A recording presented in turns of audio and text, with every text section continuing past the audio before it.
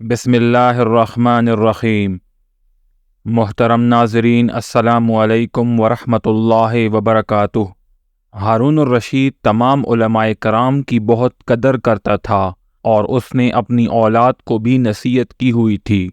اس کی اولاد بھی علماء کرام کی خدمت اور ان کے جوتے اٹھانے پر بھی بہت فخر محسوس کرتے تھے۔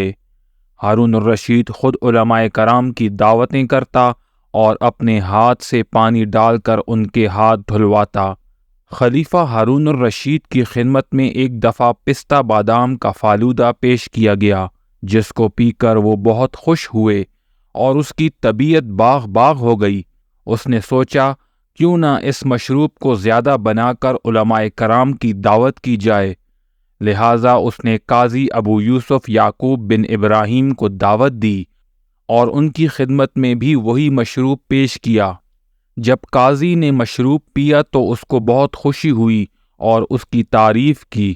خلیفہ ہارون الرشید کہنے لگے، یہ پستہ بادام کا فالودہ ہے، یہ میرے لیے تو ہفتے میں ایک دن ہی بنتا ہے، لیکن آپ کے لیے روزانہ بنے گا۔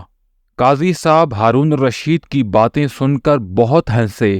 ہارون الرشید نے قاضی سے ہنسنے کی وجہ پوچھی تو وہ کہنے لگے کہ مجھے یہ جان کر کہ یہ پستہ بادام کا فالودہ ہے، اپنے استاد کی ایک بات یاد آ گئی جس کو اللہ تعالیٰ نے سچ کر دکھایا ہے۔ دراصل بات یہ ہے کہ میرے بچپن میں ہی میرے والد کا انتقال ہو گیا۔ غربت کی وجہ سے گھر میں فاقے شروع ہونے لگے۔ میری والدہ نے مجھے ایک دھوبی کے ہاں مزدوری کے لیے بھیج دیا۔ میں روزانہ دھوبی کے پاس کام کرنے کے لیے جانے لگا۔ میرے راستے میں امام ابو حنیفہ رحمۃ اللہ علیہ کے پاس کچھ طلباء کو دیکھا کہ وہ علم حاصل کر رہے ہیں، تو کبھی کبھی میں بھی ان کی مجلس میں شامل ہو جاتا۔ مجھے ان کے درس سے بہت لطف حاصل ہوتا تھا، چنانچہ میں نے کام میں ناغہ کرنا شروع کر دیا۔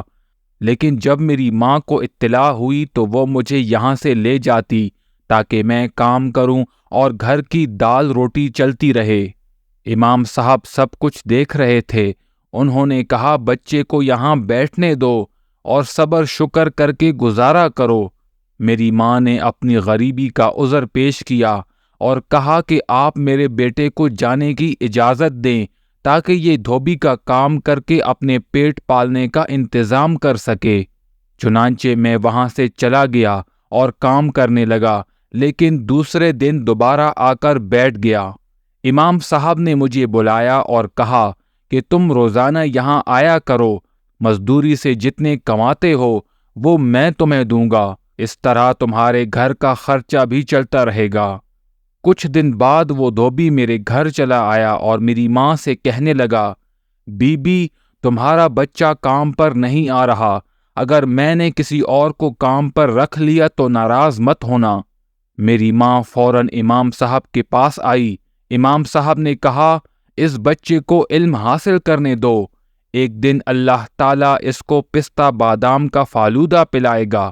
چنانچہ میری والدہ گھر واپس آ گئی اور سوچنے لگی کہ ہماری قسمت میں پستہ بادام کا فالودہ کہاں، یہ تو بس امام صاحب نے مجھے تسلی دی ہے۔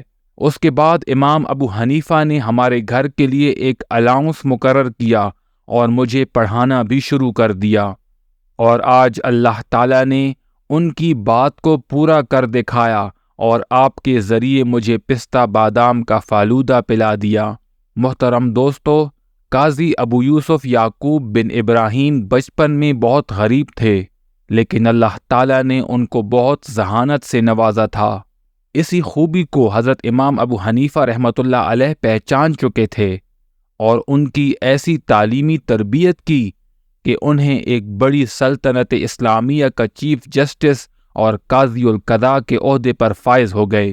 یاد رکھیں، کوئی بھی شخص جب تک اپنے استاد کا احترام نہیں کرے گا، خواہ وہ کتنا ہی ذہین ہو، کسی بڑے عہدے پر نہیں پہنچ سکتا۔